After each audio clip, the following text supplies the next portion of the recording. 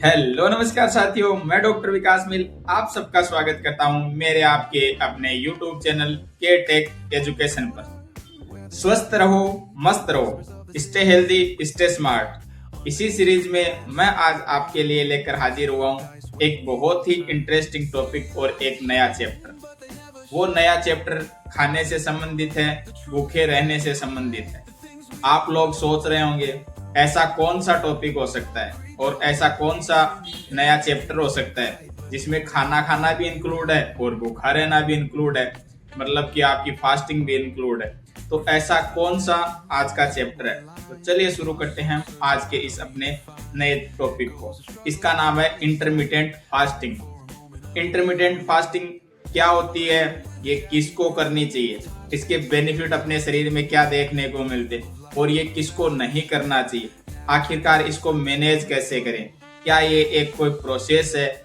इस वीडियो में हम जानेंगे इंटरमिटेंट फास्टिंग से जुड़े हुए सभी प्रकार के सवालों के जवाब, जो कि मैं आपके लिए लेकर हाजिर हुआ हूँ के टेक एजुकेशन यूट्यूब चैनल पर।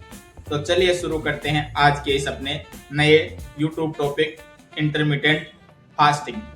ये क्या है? खाना सभी लोग खाते हैं, भरपूर खाते हैं, तो आखिरकार ये फास्टिंग किस चीज से संबंधित है? ये एक फास्टिंग विंडो है। ये फास्टिंग विंडो के साथ ही एक स्पेसिफिक विंडो है जिसको 16:8 में विभाजित किया गया है। 16 घंटे तक आपको फास्ट रखना है, 8 घंटे आपको खाना खाना है। आप सभी सोच रहे होंगे कि ये किस प्रकार का फॉर्मूला है या किस प्रकार की डाइट प्लान है। ये कोई डाइट प्लान नहीं है, पुराने समय से ये चलता हुआ आ रहा है। सूर्य उदय से पहले कुछ नहीं खाना है और सूर्यास्त के बाद में कुछ नहीं खाना है। पुरानी चीजों को ही एक नया रूप दे रहे हैं जिसको अपन इंटरमिटेंट फास्टिंग बोलते हैं। इंटरमिटेंट फास्टिंग शरीर में कैसे काम करता है? जब आप किसी भी चीज को खाते हो, जैसे चावल खाया है, रोटी खाया है, यहाँ तक कि आप कोई फल फ्रूट खाते हो, तो ये कार्बोहाइड्रेट्स होते हैं। ये आपके शरीर में जाके ग्लूकोज में कन्वर्ट होते हैं। ये ग्लूकोज आपके ब्लड स्ट्रीम में मिक्स होता है। मिक्स होने के बाद ये आपके सेल्स के पास जाता है, अपने ऊतक के पास जाता है, अपने टिश्यू के पास जाता है, यहाँ तक कि आपके हर एक अंग में पहुंचता है और वहां जाकर ये आपको ऊर्जा देता है, एनर्जी देता है। तो ये है नॉर्मल खाने का प्रोसेस।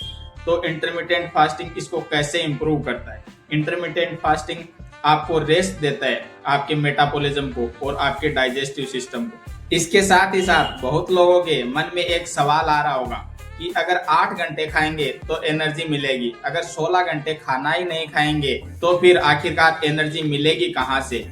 सबसे जरूरी और अहम मुद्दा यही है कि जब हम खाना नहीं खाते हैं, कार्बोहाइड्रेट कंज्यूम नहीं करते, तो अपनी बॉडी एनर्जी कहाँ से बनाएगी? आपकी बॉडी एनर्जी बनाएगी, लेकिन कहाँ से बनाएगी? आपके शरीर में एक्स्ट्रा फैट है, उससे बनाएगी। इसके साथ ही साथ वेस्ट मटेरियल है, उससे बनाएगी। और कुछ ऐसी सेल्स हैं जैसे कि यहाँ तक कि कैंसर सेल्स भी, उन सभी से आपका शरीर आपके लिए एनर्जी तैयार करता है। इसको ऑटोफेगी बोलते हैं। ऑटोफेगी इंटरमिटेंट फास्टिंग का सबसे महन और प्रमुख कारण है और इसके इम्प्रूवमेंट के चांस सबसे ज्यादा रहते हैं। अगर आप इंटरमिटेंट फास्टिंग को प्राथमिकता देते हो तो आप क्रोनिक डिजीज से बच सकते हो, यहाँ तक कि आपके पास कैंसर सेल से लड़ने की क्षमता भी आपके पास हो सकती है।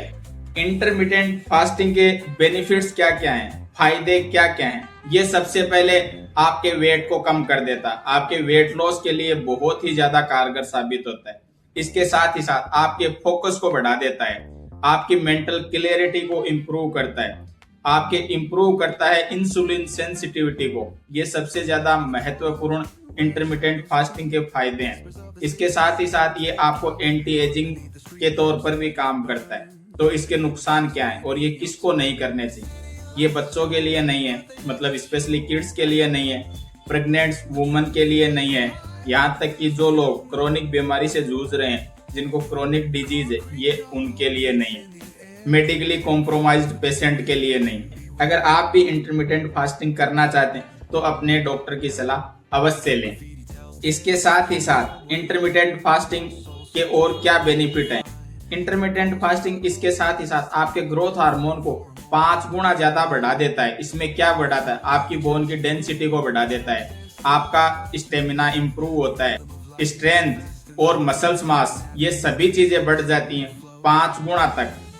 तो आपके लिए इंटरमिटेंट फास्टिंग बहुत ही जरूरी है। इसके साथ ही साथ आपको अवॉइड क्या करना है, इंटरमिटेंट फास्टिंग के दौरान जब आप 8 घंटे भरपूर खाने की सोचते हो उस टाइम आपको अवॉइड क्या क्या चीजें करनी। आपको एल्कोहल अवॉइड करना है क्योंकि ये इंटरेक्शन करता है आपके मेटाबॉलिज्म के साथ, आपको डिस्टर्ब करता है आपके डाइजेशन। इसके साथ ही साथ आपको कोकोनट वाटर है उसको अवॉइड करना है क्योंकि उसमें नेचुरल स्वीटनर्स हैं। अब आपको फ्रूट जूस से भी दूरी बनानी है। अगर आप इंटरमिटेंट फास्टिंग को प्राथमिकता देते हैं तो आपको चाय और कॉफी के साथ दूध नहीं लेना है। आपको अगर लगता है तो आप ग्रीन टी ले सकते हो, आप ब्लैक टी ले सकते हो, यहाँ तक कि आप कॉफी भी ले सकते हो, लेकिन ये सभी चीजें विदाउट शुगर ही आपको लेनी चाहिए। जैसा कि आप सभी को मैं हमेशा कहता हूँ, कोई भी चीज मैजिक नहीं है। जैसे कि इंटरमिटेंट फास्टिंग है, ये एक तरह का कोई मैजिक नहीं है, जादू नहीं है। ये है एक पावरफुल टूल जो आपकी क्षमता को बढ़ाता है, आपकी याददाश्त को बढ़ाता है, आपके फोकस करने की प्रवृत्ति को बढ़ाता है। इसके साथ ही साथ सबसे ज्यादा जरूरी आपका मोटापा कम करता है, आपका बोन डेंसिटी है उसको इम्प्रूव करता है, आपकी मसल्स मास को इतना ज्यादा बढ़ाता है। करना आपको कुछ नहीं है, सूर्योदय से पहले कुछ नहीं खाना, सूर्यास्त के बाद कुछ नहीं खाना, मतलब 16 घंटे आपको उपवास करना है। और इसमें आपको ओवर डाइटिंग बिल्कुल नहीं करनी है, आपको लिमिट में खाना है, जितनी भूख है उतना खाना है। अगर आपको इंटरमिटेंट फास्टिंग के बेनिफिट्स को डबल करना है, सबसे ज्यादा आपको बॉडी हाइड्रेट रखनी है, आपको स्लीप में किसी भी प्रकार की कमी नहीं करनी है। ये इन सभी चीजों के साथ आप अपने आप को इंटरमिटेंट फास्टिंग के बेनिफिट्स दे सकते हो।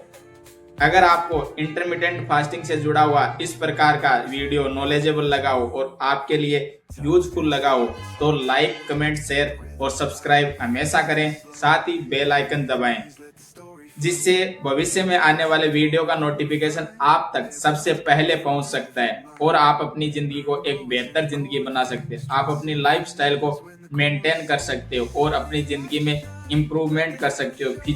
तो चलिए मिलते हैं फिर एक अगले वीडियो में एक नए टॉपिक के साथ। तब तक के लिए स्वस्थ रहें, मस्त रहें, स्टे हेल्दी, स्टे स्मार्ट, अपना ध्यान रखें, अपने परिवार का ध्यान रखें। धन्यवाद।